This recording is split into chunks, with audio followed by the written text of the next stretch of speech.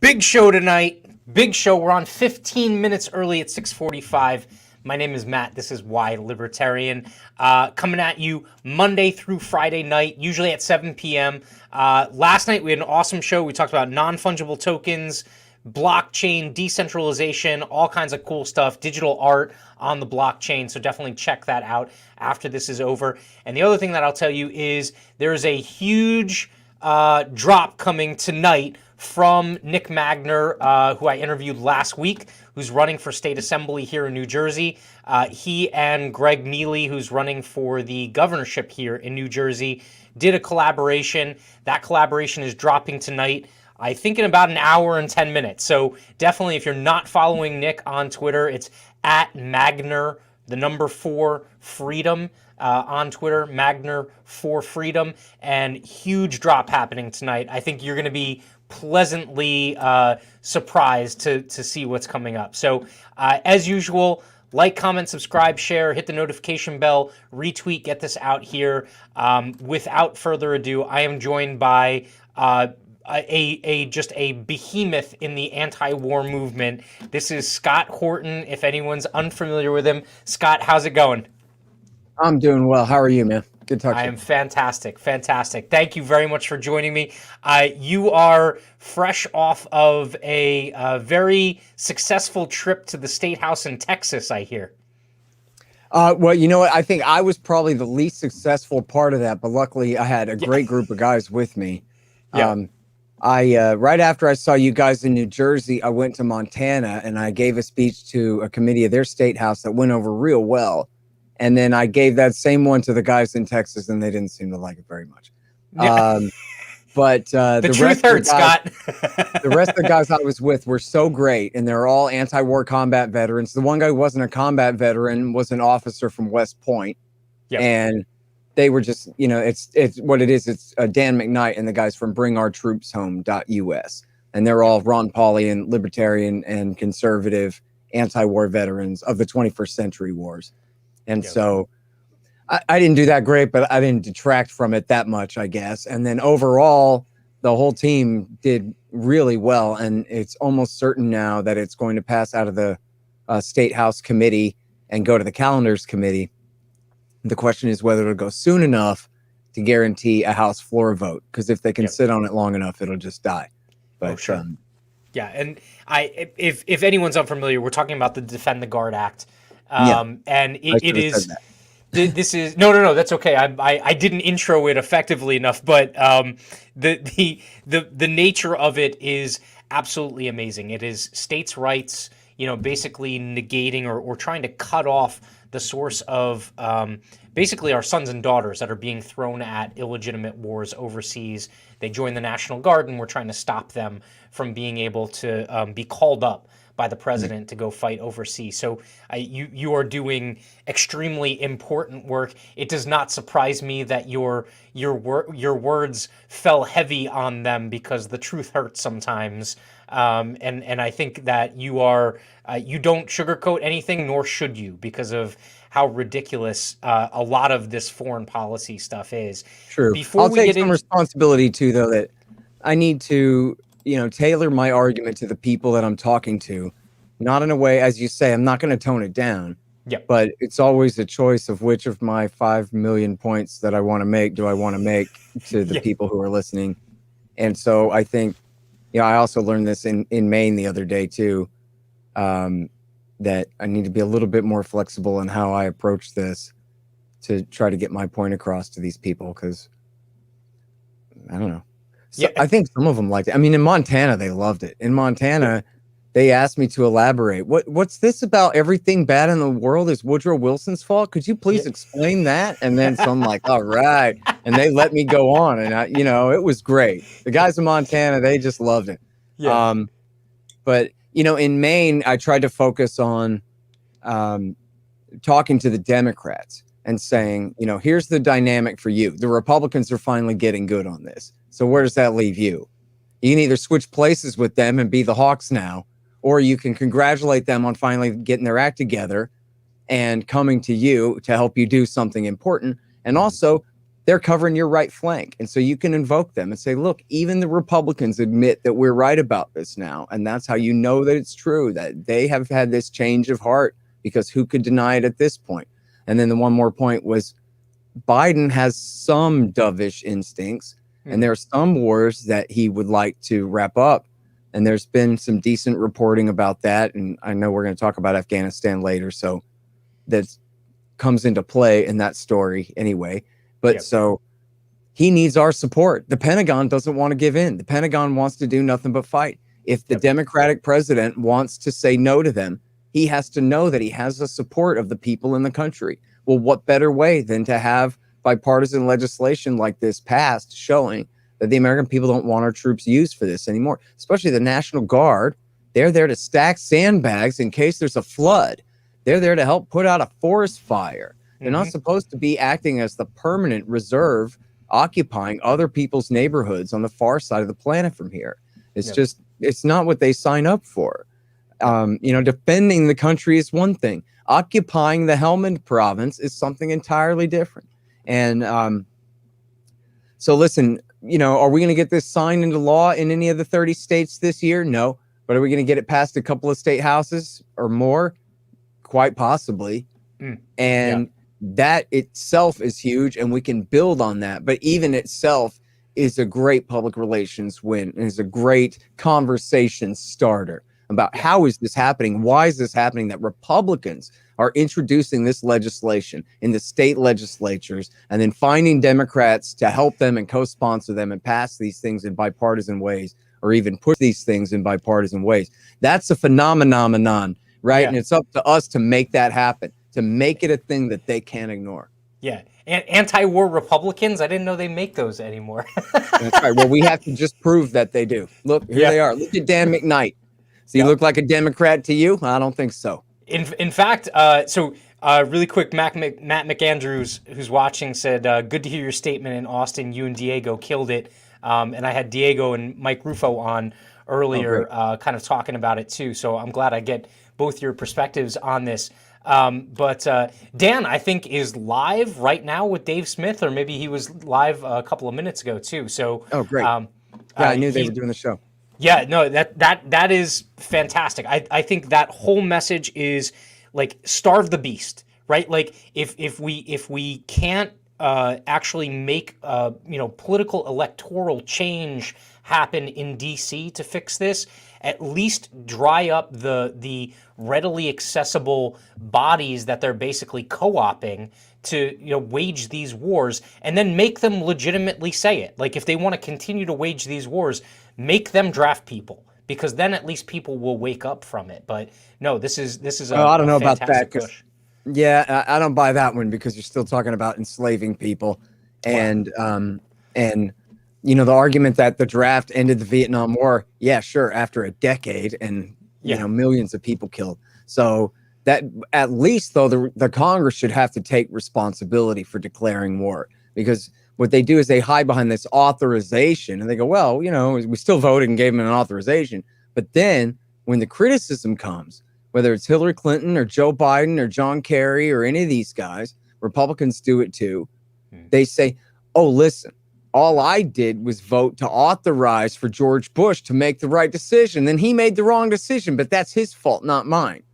I only wanted him to have the backing to have a credible threat to send the inspectors back in. I didn't know that if I authorized a war that he would launch a war. And so it's a matter of diffusing the responsibility onto the president when it shouldn't be his call to make at all. The Constitution makes this clear that this is a role that belongs to Congress. In fact, this is one of the things that really got me interested in what's really going on around here back in 1990 was Bush Sr. said, we're going to Iraq whether the Congress authorizes it or not. We have a UN resolution and we don't need the Congress. And then the Congress raced to just catch up and put a rubber stamp on it anyway.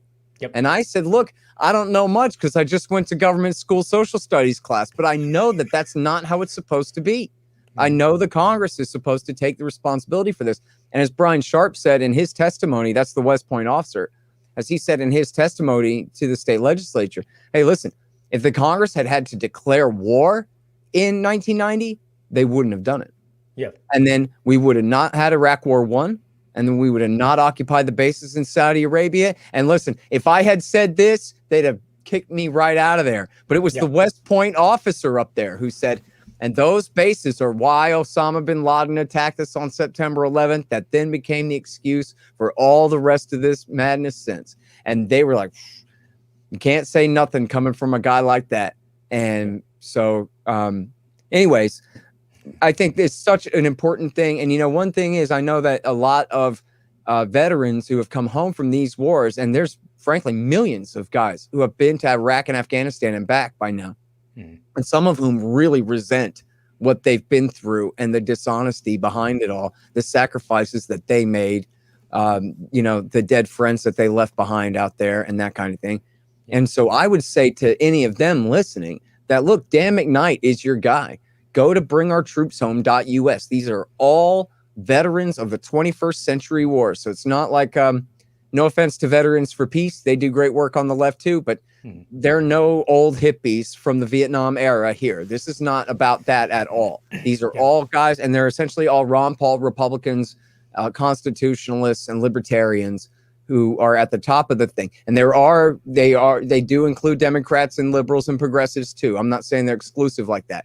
But that's who they're led by. And, it's a group that you can be proud of. And then as you're saying here, so we're talking about, they're doing real work, really important work. And especially they're working with Young Americans for Liberty to push these Defend the Guard bills through the state houses. And it's been a couple of years like this. And I can't think of a more important project, honestly, other than antiwar.com, of course. Well, of course. So if anyone does want to read more of your stuff, antiwar.com is the place to go, right? Yeah, although I admit I have way too many jobs and I don't write that regularly. I am still essentially the editor-in-chief of the site. And man, thanks for asking, because let me tell you something. We got Jason Ditz, has been our news editor for a very long time, but now he's our senior editor because now we have Dave DeCamp and another new guy named Rick Roseff, who I don't even remember this, but Gareth says that back 20 years ago, before my time, he used to write for antiwar.com back when. And he's a real expert on all things Eastern Europe and especially Ukraine and Russia relations and all of that. And those three men have been absolutely killing it at news.antiwar.com. Their write-ups of the daily news, their summaries of all the daily news and who's claiming what in which paper and whatever. And it's, the top of the page there, the whole top of the front page there at antiwar.com every day. And then plus Kyle Anzalone, who also works for the Libertarian Institute, is the opinion editor there. He chooses all the viewpoints. And then, man, look at the list of contributors now. Of course, we're missing Reese Erlich, just died a few weeks ago on April the 6th, I'm sad to say. And, of course, Justin Raimondo died about 2 years ago now. and Alan Bach a couple years before that, 2 or 3 years before that. But if you look at who we do have, it's me and Sheldon Richman and Danny Sherson and both Ted Carpenter and Doug Bondo from the Cato Institute, Ramzi Baroud, the brilliant Palestinian academic, and oh hell, who am I leaving out? I'll just say Danny Sherson again because he's worth 10 of us. And I'm leaving some others out, but our regular columnists, these are our in-house regular columnists that we have who write at least a weekly article for us. And it's never been going better over there in terms of, I mean, obviously what we're up against here. But and I can't stress this enough. So I got to throw the book up. So I know you have in the background, but enough already. We actually did it. This was the last book that we did for our Blue Star Union book club. And, talking about, news.antiwar.com and just thinking about the amount of propaganda centered around essentially the foreign conflicts and foreign policy that is completely wrong. Like it is. I wish I could say. Would you say that it's ignorance on the part of the reporters, or would you think that there is an intentional?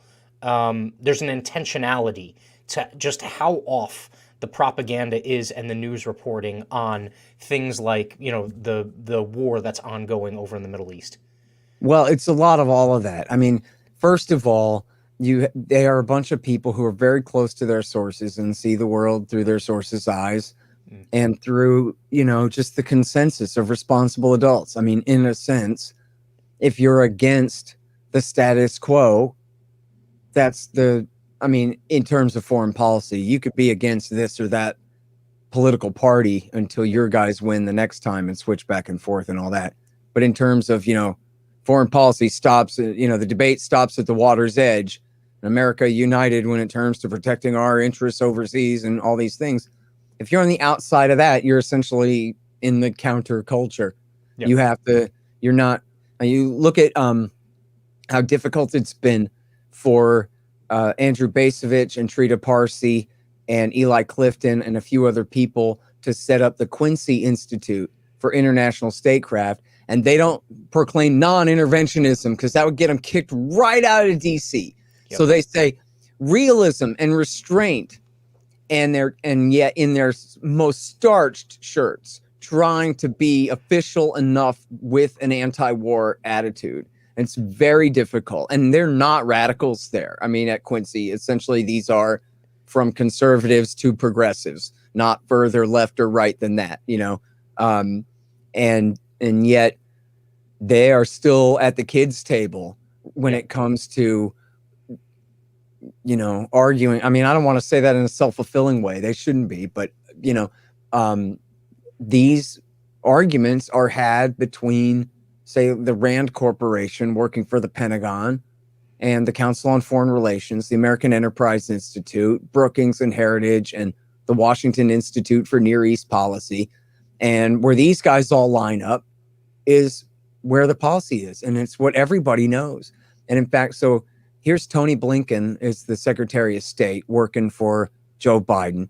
And he's got to be the most arrogant SOB to be Secretary of State since the last one and the one before that. I mean, it's just incredible to watch this guy dictating to the whole world on a daily basis.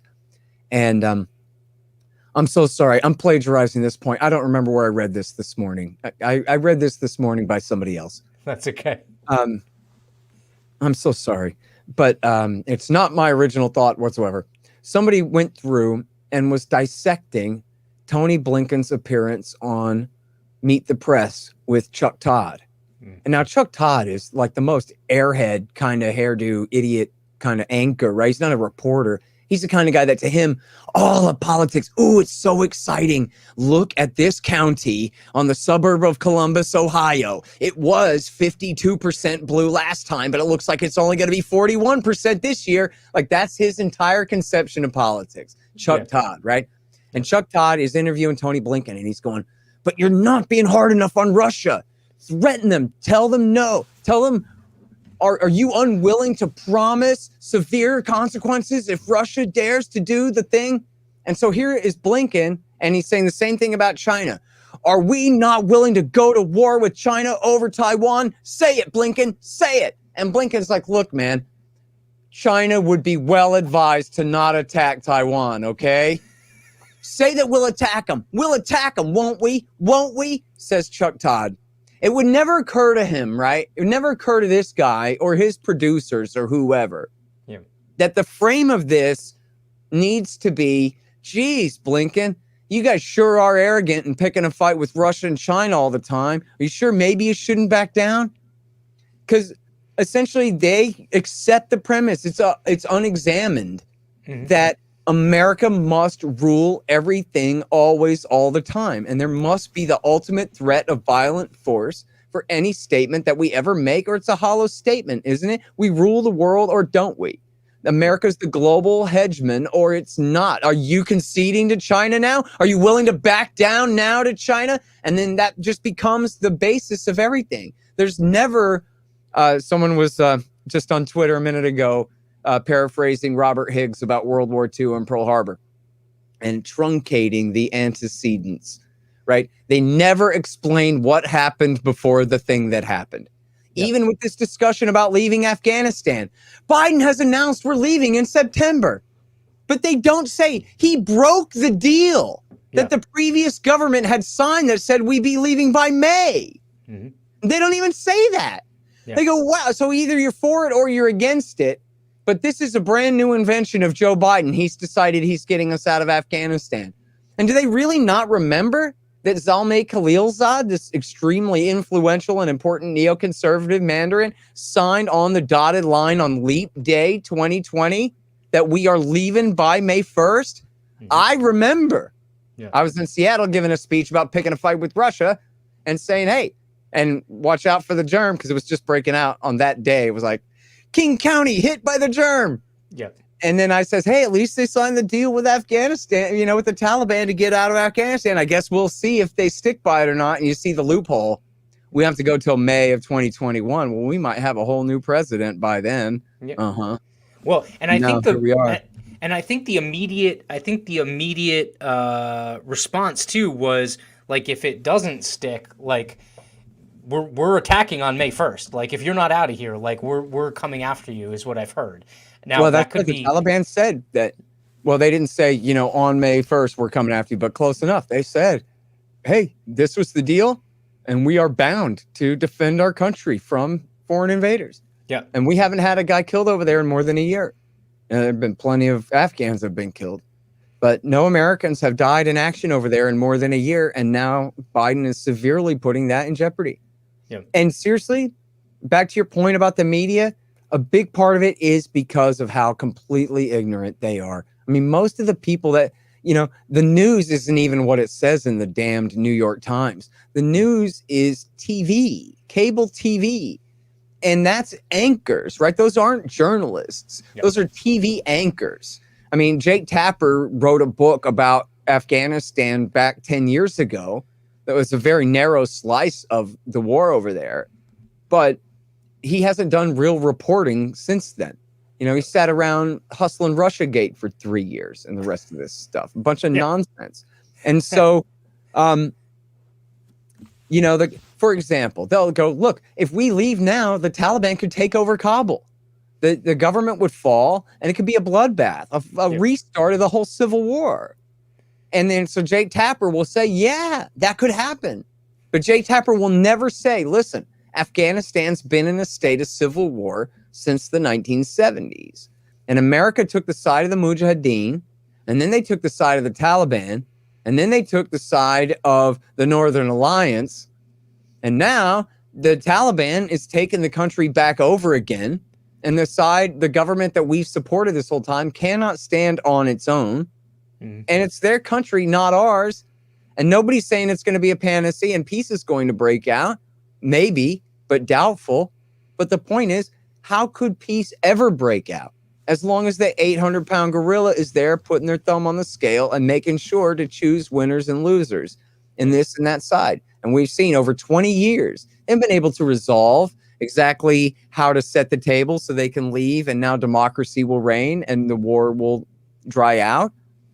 If that was going to happen, if it is going to happen, it's going to be when we get out of the way and allow essentially the correction to come, and the inflated value of the power of certain factions backed by the United States will have to come crashing down to their natural amount of power and authority that they have in their own communities, and they'll have to hash it out from there. Yeah. And frankly, too, if it comes down to the foreign neighbors, there's a lot of them.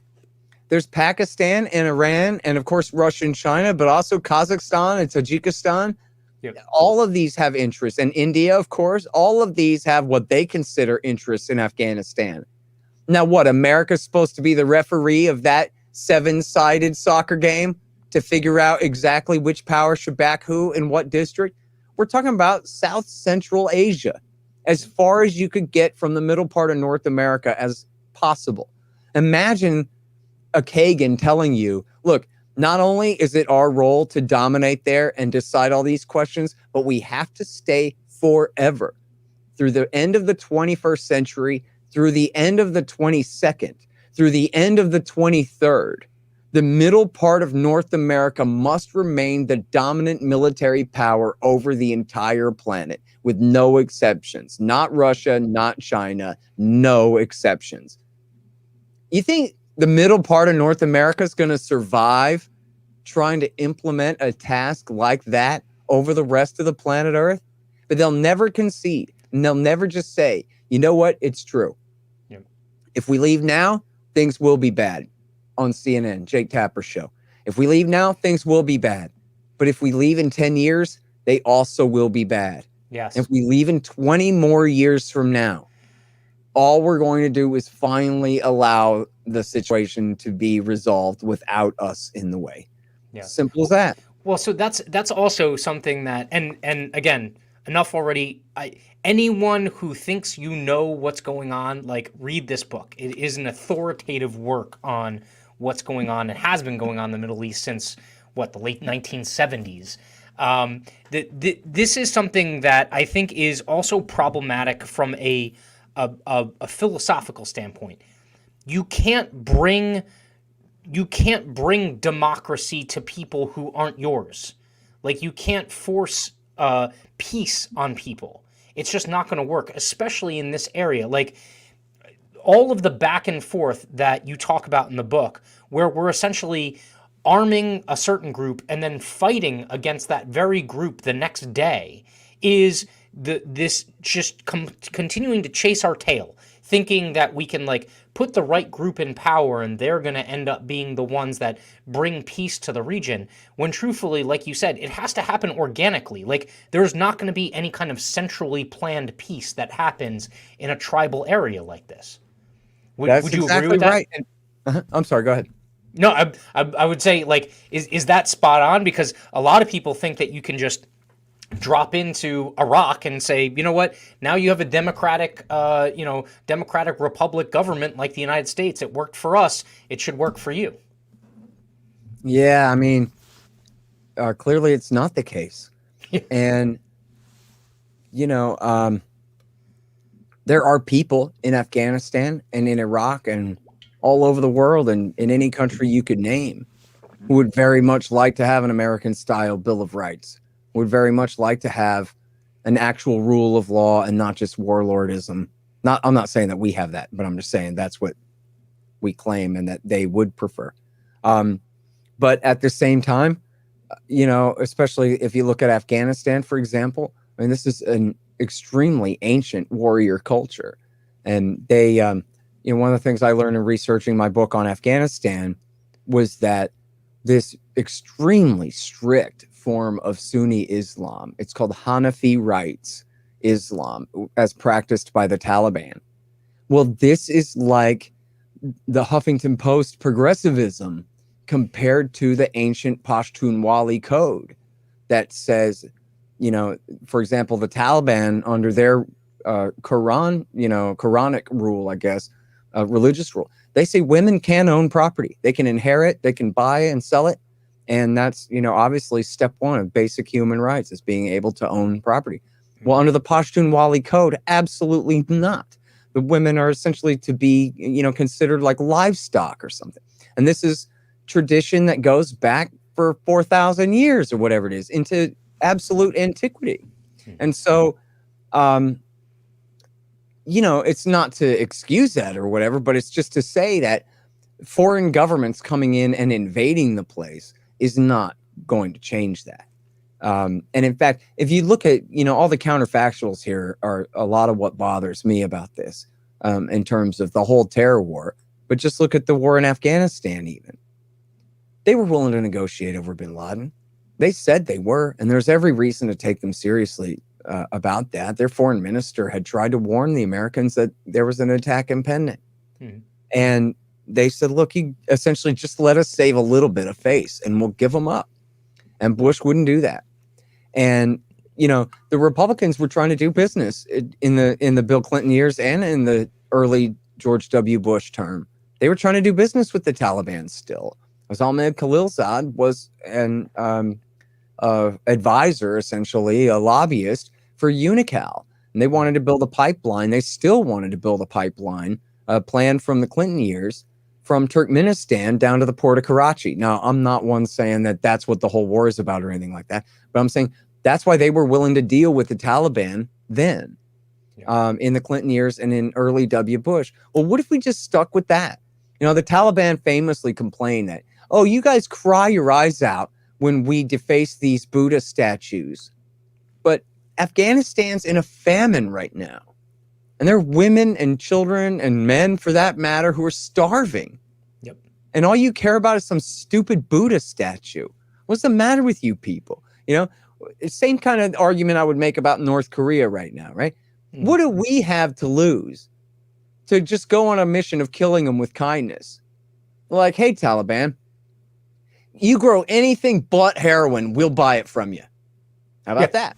Yeah. Right? Or just whatever you can come up with to just be nice, right? To just be open, to not lord it over them and say, listen, you know what? We really like y'all's jurisprudence on women's rights. We have a few suggestions along those lines that could be even better, right? You could stop throwing them down a well when they make you mad. How about that? You ever think of that? And just, what are you going to do? You're going to invade the country and remake it in 20 years and now everything's going to be fine? As Jim Bovard pointed out, it was the government that America's installed in power there that a few years ago legalized starving your wife to death if she won't satisfy you, etc. like this. The government that, hell, Hizb Islami, the Gulbuddin Hekmatyar's group, is part of the government now. And these are not Western progressives any more than the Taliban are. Again, remember, that was a metaphor comparing them to the ancient Pashtun Wali Code, which is even worse.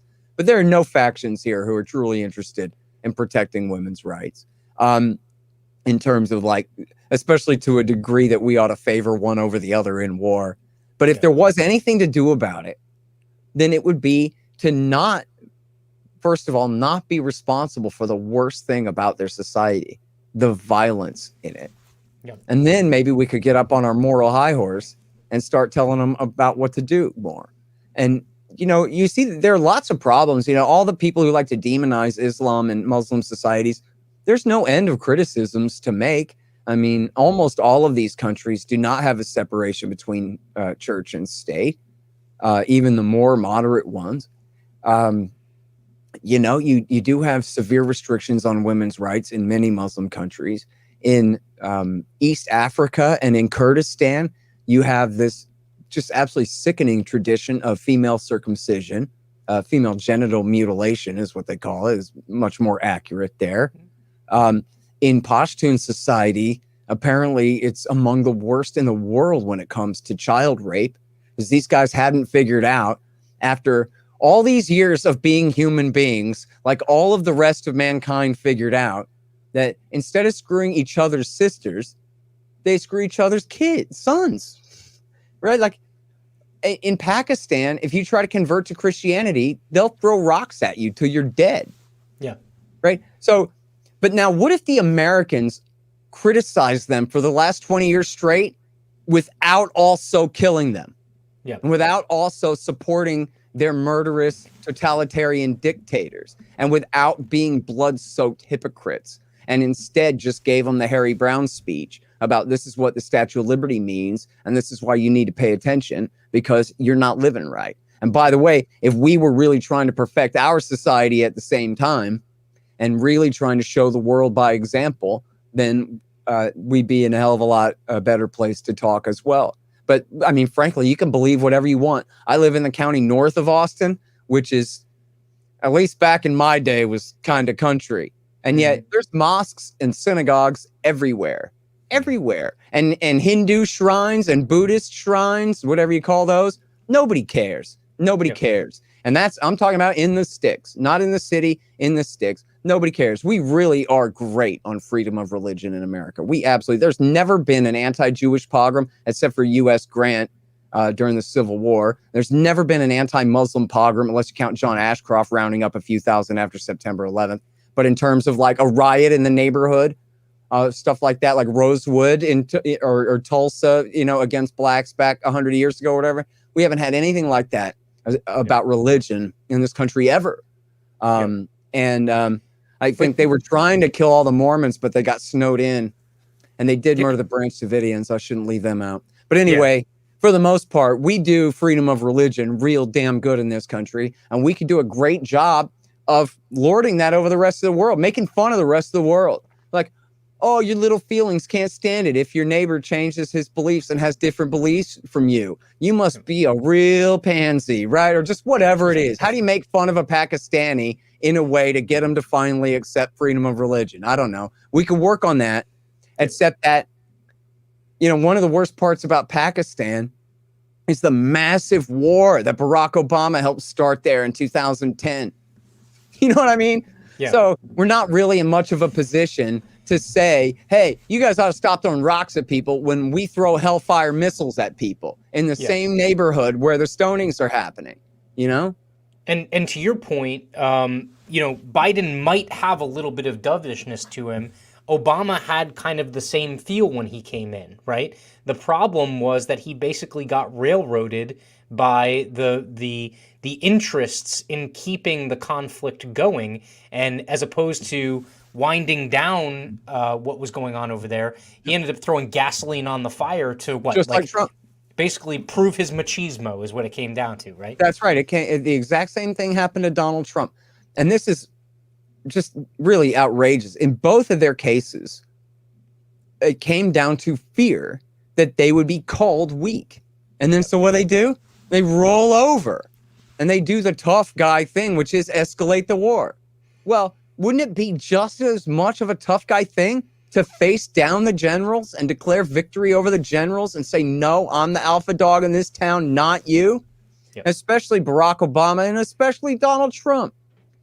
Each of those men could have given a speech called, I beat John McCain fair and square by 10 points a year ago because you wanted me and not him to call these shots. Because you wanted me to call the shot that, no, we're not doing this. Instead of letting the senator over there in the Senate, who's merely a senator and has no power whatsoever to make it so, make this decision. So guess what, McCain? Suck it. We're not doing the surge. And Secretary Gates and General Petraeus and General McChrystal, I'll accept your resignations now.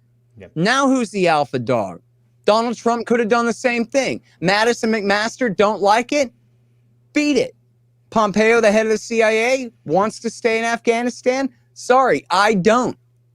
And yet for the same reason, and listen, this is in the latest Woodward book that came out, Rage. He says,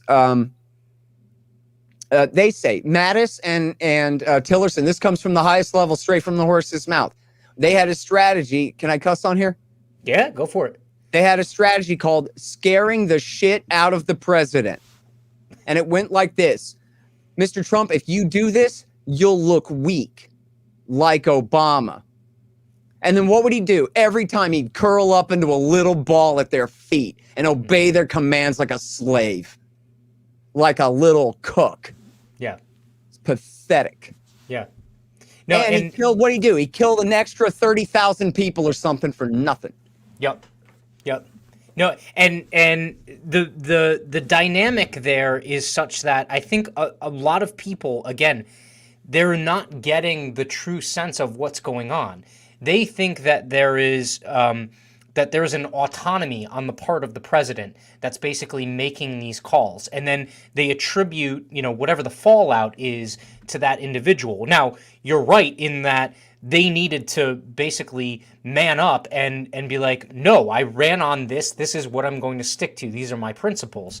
But in addition to that, there is so many vested interests in conflict continuing over there ad infinitum that's what you basically have to fight against. And so in any one of these cases, I mean, like, those interests are essentially, I mean, they're fighting for their own survival too, in terms of the wealth and the power that are associated with it. So you have to meet equal force with equal force. You have to fight fire with fire, as opposed to like this brinksmanship and stuff like that people think need to come out of the Oval Office to stop this from happening.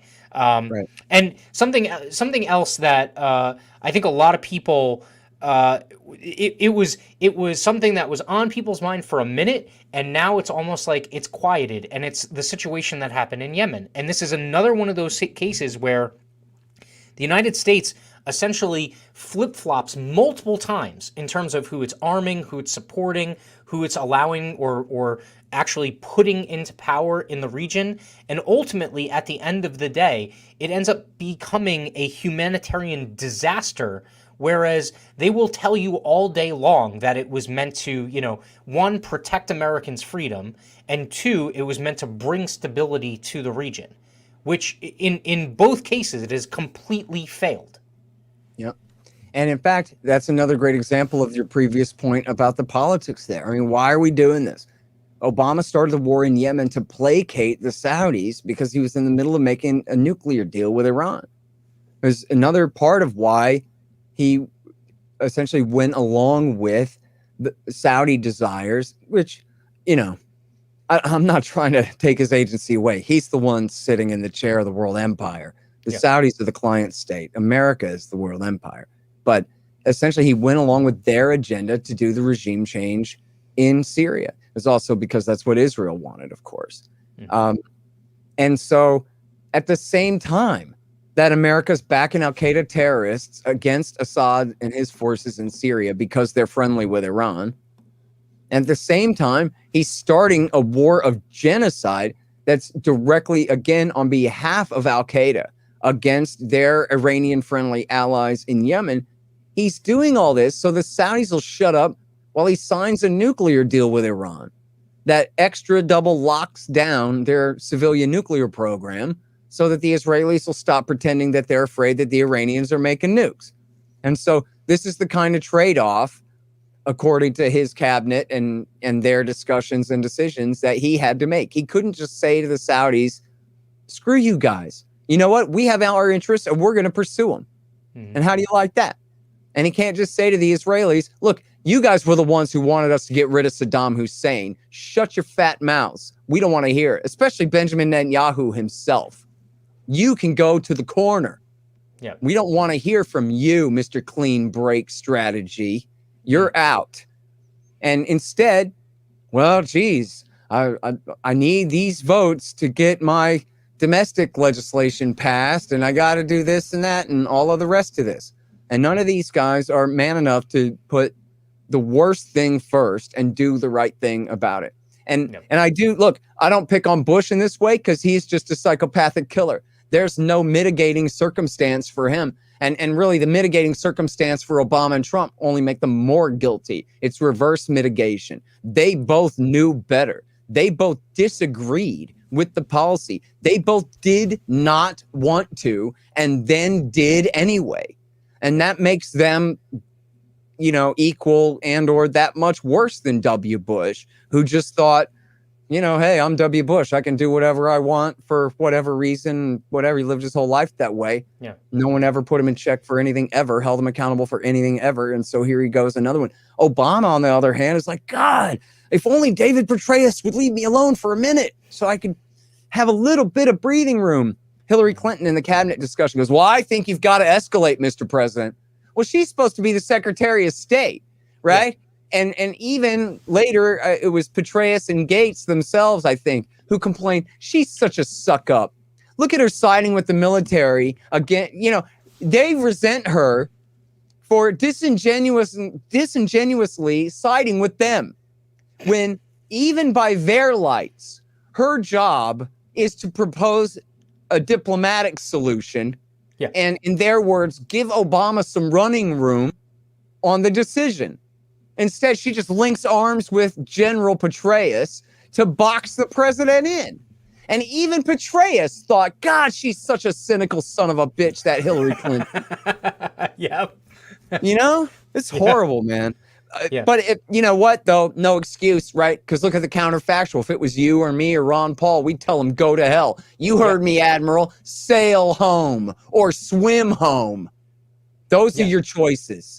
Well, and that's always the retort, and you hit on it before. It's like, well, what happens if we do it today and it all falls apart? And I mean, it's probably gonna all fall apart anyway, regardless of when we leave, right? No question. The question is also, how many people are we radicalizing the longer that we're there? Part of the reason why I'm libertarian is because in one news conference, press conference during the Iraq war that W was involved in, the first or the second one, they asked him, like, well, how many innocent Iraqis died? And he literally, like, laughed in their face. He went, I don't know. Like, it was absolutely nothing, because to them it's just collateral damage of influence peddling. Like, as long as they can continue to peddle the influence, the body count almost doesn't matter to them. It's like, as long as I can justify it in the press, that I'm fine. You know, which is it's just evil. I mean, it is completely evil at the heart of it. The one mindset is kicking over an ant pile when you're 10 years old. You know. Yeah. That's what it is. Who cares? Wait a minute. Is there actually a choir for this ant pile? Right? Somebody actually siding with this ant pile here? In fact, George Bush Sr., the father, one time needed a bag of crack for a prop in a speech for the cranking up the drug war. And so the DEA entrapped one of their own informants, who was a loyal servant of theirs, and entrapped him into selling some crack in Lafayette Park across the street from the White House, just so Bush Sr. could say, oh, look, this crack was bought just on the sun-dappled lawn across the street from the White House. Can you believe it? And then somebody later confronted him about that, said, that was one of the DEA's informants, and you entrapped him and all that. And he goes, oh, what? We got some advocates for this drug guy? Right? But this guy worked for the government. He was not a drug guy. He was a hero narc. But whatever, he was just the help. Right? He might as well have been a Mexican as far as George H.W. Bush is concerned. He doesn't give a damn about that guy any more than the Iraqis. And I can relate, not because I was born with a silver spoon in my mouth like these guys with all that, you know, Adolf Hitler money in the family and everything, but just because I used to be 14. And when Bush Sr. launched that first war against Iraq, I was 14, and I knew he was a corrupt, evil Republican son of a bitch.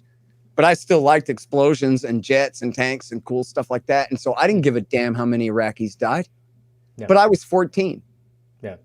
But I know that is exactly carbon copy. When I was a young sociopath in 1991, that is the exact mindset of W. Bush and Dick Cheney and the neoconservatives. And for that matter, the entire humanitarian liberal cabinet of the Obama and Trump and Biden administrations, and the so-called isolationists and America firsters of the Trump years. They don't give a damn about innocent people being killed at all. Yeah.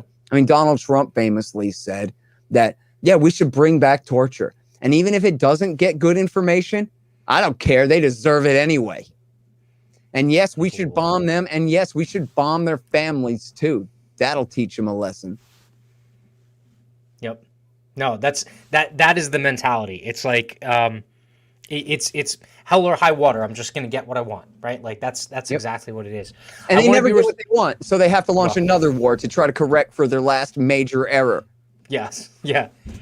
I want to be respectful of your time. I wanted to work in one issue that's kind of outside of the book, and that is something. So couple weeks ago, you had a little bit of a dust up with Spike Cohen over this, and this is something that you wanted to correct me on in terms of the Uyghur Muslims over in China, or at the very least, I think your point was we don't know enough yet in order to be able to classify what's going on. So, is it something that's more akin to like internment, like we had here in the United States in the World War II era, or is it closer to a methodical genocide, like a lot of folks have painted it as? Yeah, I think it's more like somewhere between Japanese internment and regular prison for convicts. And Okay. forget Auschwitz. It has nothing to do with this. There's no mass killing going on at all. And imagine the Americans pointing their finger talking about genocide after 6 years of war in Yemen, still ongoing, with absolute minimum 500,000 people dead, and the UN predicting 400,000 children could starve to death this year because of Obama and Trump and now Biden's genocidal war against those people. You want to talk about genocide? How about bombing the waterworks and the sewage and the garbage and the cholera hospitals in the middle of the largest cholera outbreaks in recorded history? There's a finger pointed outward and 4 fingers pointed back every time the government tries to make these accusations. And frankly, for all the damage done to the people of Iraq, you could say it amounts to a partial genocide. They certainly destroyed that society. They certainly, razed it to the ground and killed upwards of 1 million people. Probably more than 1 million people died in that thing. And yet, not to justify it, but just in context, that really was collateral damage. That wasn't the point. That was what happened as the result of those stupid, horrible, bad policies that they were pursuing. But This is different. In Yemen, and I'm not just changing the subject, I'll get back to China in a second, but in Yemen, the policy is deliberately to starve the people to death, to destroy the farms, to destroy the markets, to destroy the fuel, to blockade all the fuel, and, to bomb the trucks, bomb the horses in their stables, bomb the fishermen's boats on the Red Sea, to do everything they can to starve these people into submission in absolute violation of all the Geneva Conventions and the American war crime statutes and every bit of this. Their only excuse is that, hey, we're leading from behind. No, it's the Saudi-led coalition, But America's the world empire, and they're our client state. They came to Barack Obama for permission in the first place, and they got it, and they've had support from the United States all along. And then Biden claimed he was calling that support off. But now news just came out today, or yesterday, I saw it today, that there's a brand new shipment of weapons going to the United Arab Emirates, who are co-belligerents in the war and primary sponsors of Al-Qaeda in the war. And so, when you talk about genocide, there's only one real genocide in the world today, and that's the United States in Yemen. When it comes to the destruction of a nation by, means other than murder, then who's pointing at Palestine? Israel and Palestine, again, where the United States of America is responsible. Here we're supporting this war in Afghanistan all these years in the name of what? In the name of allowing the government of Kabul to consolidate control over the rest of the country, to tame those Pashtuns, right? Well, that's exactly what the Chinese are doing in the Xinjiang province. Is essentially, it's a massive modernization program where they're trying to force people from the countryside into the cities. Well, they're doing that all over China, right? They're trying to take poor country peasants and move them to the cities and master plan them into the new century. So this is, 21st century red-brown Chinese communism, with fascist characteristics. It's not free market capitalism. It's an extremely state-controlled economy. Nobody in China is free. But the project as it's taking place in the Xinjiang province is essentially the same thing that's happening everywhere. They're trying to force people into urban life. And then so a lot of what's happening in these camps is job training and all of this kind of stuff. But then you have all these stories of, mass rapes and, mass organ harvesting. And, they're forcing IUDs on, prophylactic devices on all of the women in order to prevent them from reproducing and all of these things. But all of that is a bunch of hype. You know, what's happened is the Uyghurs used to be exempt from the one-child policy. They could have 3. Now, the Han Chinese are allowed to have 2, and the Uyghurs are being brought down from 3 to 2. Now, again, this is, somebody tries that in my neighborhood, everybody's grabbing their rifles and we're going to war, okay? Yep. That ain't freedom, that ain't liberty, and that ain't the way any Uyghur or any Han or anybody else deserves to be treated, okay? That's not genocide. What genocide is, in this case, is an American and allied propaganda campaign to try to demonize the Chinese in order to stir up trouble for them and make their Belt and Road Initiative and, you know, their other projects in Central Asia more difficult, essentially. And which also kind of puts the lie to the entire thing. Why would the Chinese wage a campaign of genocide against Muslims in Western China if they're trying to build a road to Lisbon, Portugal over the next 40 years? Whatever. And so just so that they can have an Islamist insurgency to put down the whole time from, you know, all the way to, you know, the western edge of Kazakhstan or whatever. I don't think so. And look, so the vast majority of the worst of these accusations can all be traced back. I mean, dive in, do your Google, dive in, and almost all this stuff can be traced back to one German holy roller, you know, kind of kook named Adrian Zenz, who's one of these guys who says Jesus is about to come back and do the rapture and send all the Jews to hell for refusing to convert and all of this kind of stuff. So in other words, if he was coming out of San Antonio and the Cornerstone Church and, you know, with John Hagee and was telling you, yeah, let me break down all the numbers of what's going on in the Xinjiang province, you'd laugh his ass right off of the stage and right out of the room, right? Yep. Well, same thing, only the German version. And then his numbers are all a bunch of crap. And of course, the great Gareth Porter and Max Blumenthal did a great piece at the Gray Zone Project where they just, all they did was go through and examine his numbers and see if they said what he said they said. And of course they didn't, all over the place. And by one measure, the way he had it was that each woman in Xinjiang would have had to have had 1,400 IUDs implanted in her every day for 3 years or whatever it was, right? Like they're just making stuff up. And then he's like, look at the pictures. Here's where all the women are being forced to accept their birth control. And it's a picture of a bunch of elderly people lined up to get their free communist healthcare that clearly has nothing to do with reproduction at all. These women are in their late 60s and 70s. And this is supposed to be supporting evidence of that. And then you have all of these eyewitness accounts where the lady goes, yeah, I used to be a teacher in the work camp. And yeah, it was pretty brutal. They wouldn't let anybody eat meat, you know? And then the next time anybody interviews her, she goes, yeah, no, I was a prisoner there and I got gang raped and they forced us all to eat pork and all of this stuff. And it's like, you're such a liar, dude. Yeah. How could your story go from I used to work there to gang rape victim other than you're a liar? And so, and then you have all these interest groups, just like if we're talking about Chechnya or anybody else, you always have these, you know, foundation bankrolled interest groups of, and Lord knows I got to memorize all their names now, the Uyghur Free Congress and all these different things. And, you know, I've seen this movie before. We saw it, you know, especially in the case of Iraq and all the Iraqi exiles telling us, trust us, this is all what's going on there. And every bit of it was just lies. And then I'm sure you've noticed this too. I see this all the time on Twitter, and not just right wingers, but libertarians too. And the way they always frame it is, where are the Uyghur genocide deniers? How dare you deny the thing that I have not demonstrated is true at all? Yeah. I don't have a single footnote to even cite. Just, I heard on TV like 6 times that we're all supposed to believe in this now. And now, oh my God, it's just like when we said never again after the Holocaust, and we're letting it happen again. And it's like, you know what? You haven't even begun to demonstrate the truth of any of this. Yep. You know, it's like dropping into the middle of 2002. Saddam Hussein throws his enemies into a giant human shredder, and you don't want to stop him? Yeah. Okay.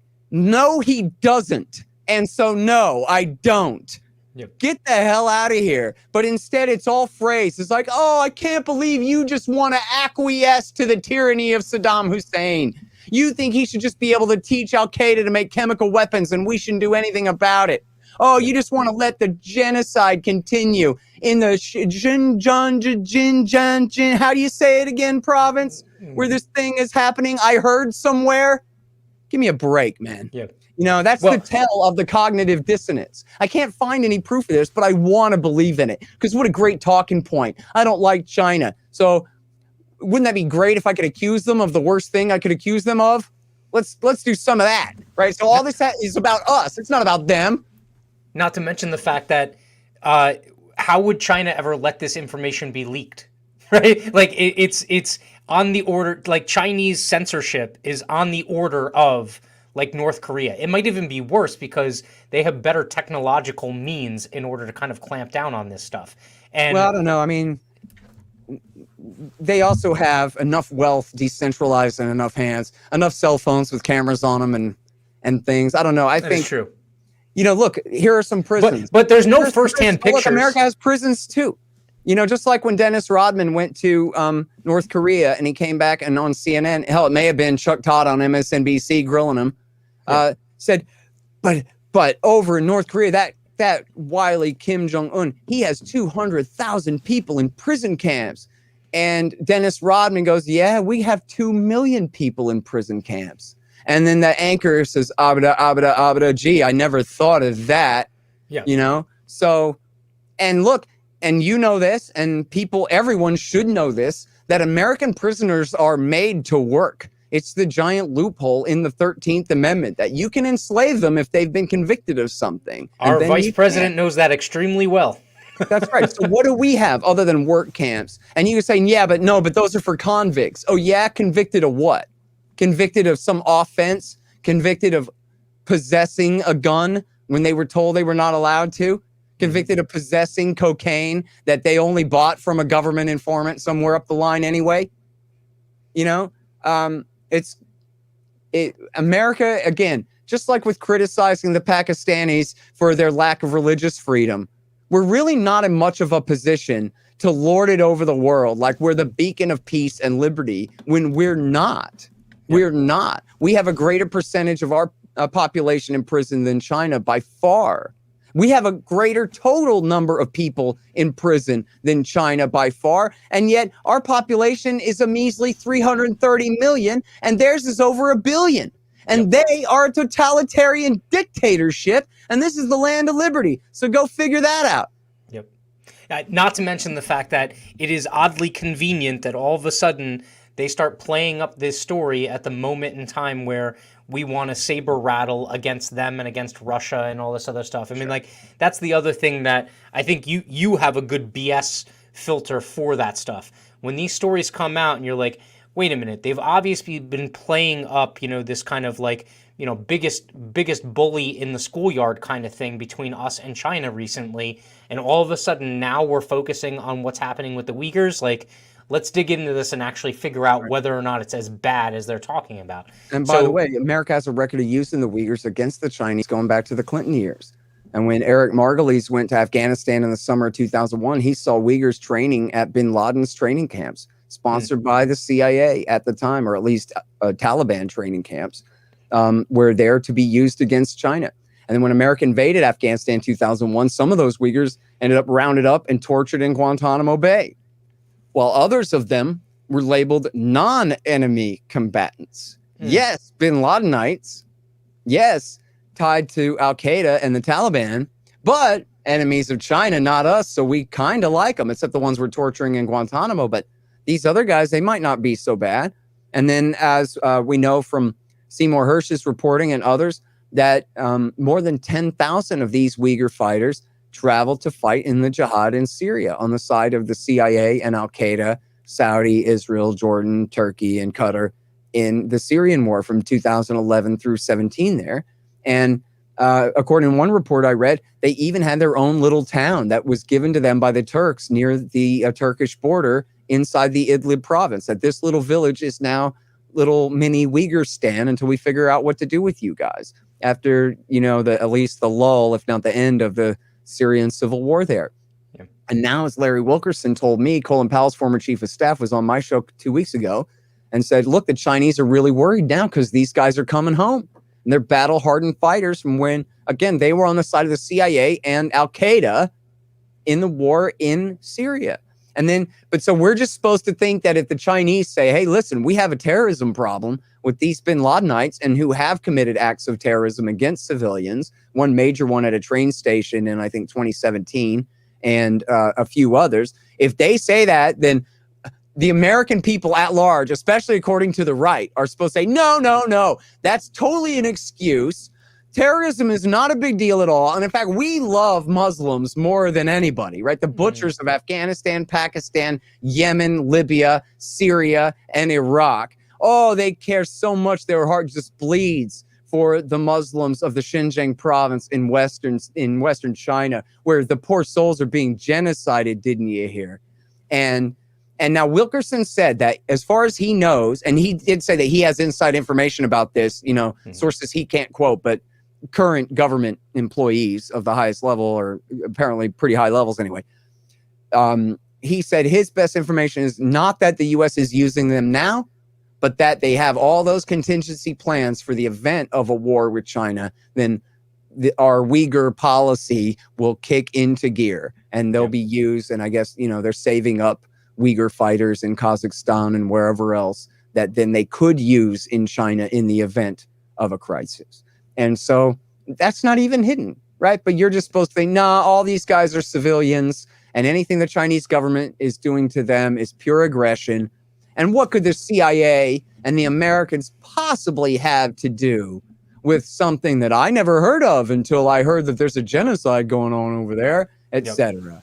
And so that really does put a whole different set of questions on the issue, doesn't it? Yeah. Yeah, most definitely. Look, I want to be respectful of your time. We're a little over an hour here. I definitely want to throw the book up one last time. Enough already. Anyone who watches this, please go out, buy the book, support Scott. He's doing fantastic work. And Scott, where can people connect with you for the Scott Horton Show? Yeah, so I'm at antiwar.com, as we talked about. I'm the director of the Libertarian Institute. That's libertarianinstitute.org, and you can find all the books there. And then today's the day I just posted interview 5,500 at scotthorton.org. And you can find the full interview archive there, scotthorton.org. And of course, that's Gareth the Great, Gareth Porter the Great is the 5,500th interview there. And the entire archive is also at youtube.com/Scott Horton Show. So you can subscribe there.